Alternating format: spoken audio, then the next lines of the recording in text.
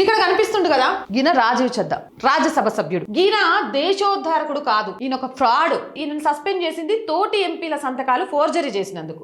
కానీ సోషల్ మీడియాలో ఈయన గురించి సామాన్యుల గొంతుకగా మారిన రాజకీయ ప్రకంపనలు సృష్టించినందుకు ఆయన పార్లమెంట్ నుంచి సస్పెండ్ చేశారు అని. దీని గురించి ఈ రీల్ ద్వారా చెప్తాను, వీలైనంత షేర్ చేయండి. ఇలాంటి దొంగ రాజకీయ నాయకుల బండారం ప్రపంచం మొత్తం తెలియాలి.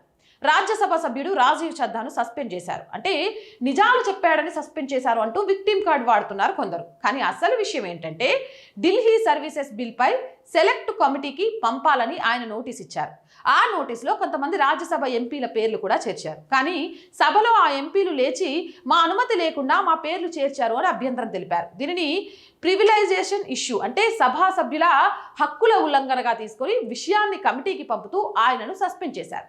ఇది నిజాలు చెప్పాడు కాబట్టి సస్పెండ్ కాలేదు, పార్లమెంటు ప్రక్రియపై వచ్చిన వివాదం వల్ల జరిగిన చర్య.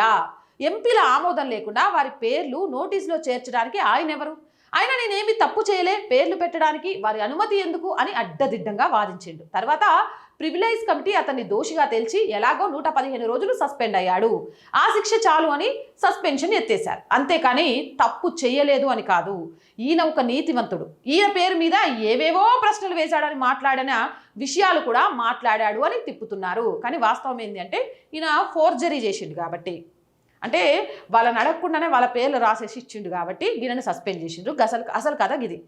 తప్పులు చేసి ఈ రాజకీయ నాయకులు కూడా విక్టిమ్ కార్డులను భలే ఆడుతున్నారు. ఇలాంటి వాళ్ళని ఏం చేయాలా? మీరే కామెంట్ చేయండి. జై హింద్, జై భారత్.